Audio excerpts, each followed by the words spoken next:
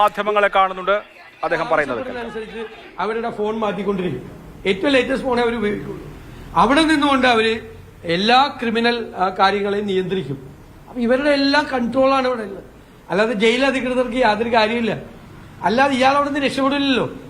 ഇവിടെ നിന്ന് അയാൾക്ക് അവിടെ നിന്ന് രക്ഷപ്പെടാൻ ഇയാളെ പോലത്തെ ഒരാൾക്ക്, ഇത്രയും ഒരു കൈക്ക് സ്വാധീനം ഇല്ലാത്ത ഒരാൾക്ക്, ഏകാന്ത തടവിൽ കിടന്നിരുന്ന ഒരാൾക്ക് അയാൾ എത്രയോ ദിവസം കൊണ്ടായിരിക്കും ഇത് മുറിച്ചെന്ന് പറയുന്നത്.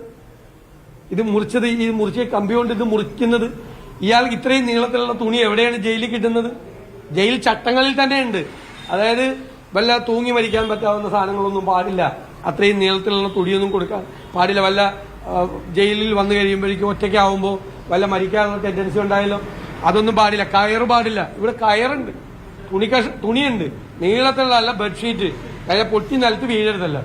ഞാൻ ഇറങ്ങുമ്പോൾ പൊട്ടി നിലത്ത് വീഴാതിരിക്കാൻ വേണ്ടി അത്രയും കട്ടിയുള്ള പുതപ്പ് പോലത്തെ നല്ല തുണി. സാധാരണ തുണിയൊക്കെ ആണെങ്കിൽ ചിലപ്പോൾ ഒരാളുടെ വെയിറ്റ് വന്നു കഴിഞ്ഞാൽ കീറിപ്പോലും. ഇത് അതൊക്കെ ഉറപ്പുവരുത്തിയിട്ടാണ് എല്ലാ സുരക്ഷയും, ജയിലിൽ ആടുന്ന ആളുടെ എല്ലാ സുരക്ഷയും ഉറപ്പുവരുത്തിയിട്ടുള്ള എല്ലാ മെറ്റീരിയൽസും അയാൾക്ക് അവൈലബിൾ ആയിരുന്നു. അയാൾക്ക് അവൈലബിൾ ആയിരുന്നു. എന്നിട്ടാണ് ഈ ഒരു കൈക്ക് സ്വാധീനമില്ലാത്ത ഒരാള് ഒറ്റ കൈ പിടിച്ചിട്ട് ചാടി എന്ന് പറയുന്ന അത്ഭുതം. മറ്റേ ടാർസന്റെ സിനിമയെ പോലും നമ്മൾ കണ്ടിട്ടില്ല. ടാർസൻ പോലും അങ്ങനെ ചെയ്തിട്ടില്ല. അതുപോലെയാണ് ഗോവിന്ദസ്വാമി ചാടിയത്. എല്ലാ സൗകര്യം സംസാരിച്ചതാണ് കണ്ടത്. എങ്ങനെ ഇയാളെ പോലൊരു കുറ്റവാളിക്ക് ജയിൽ ബ്രേക്ക് ചെയ്യാൻ കഴിഞ്ഞു എന്നുള്ളതാണ് പ്രതിപക്ഷ നേതാവ് ഉന്നയിക്കുന്ന ചോദ്യം. സ്വാഭാവികമായ ചോദ്യമാണ്. കേരളത്തിലെ മനുഷ്യരുടെ മനസ്സിലെല്ലാം അതുകൊണ്ട്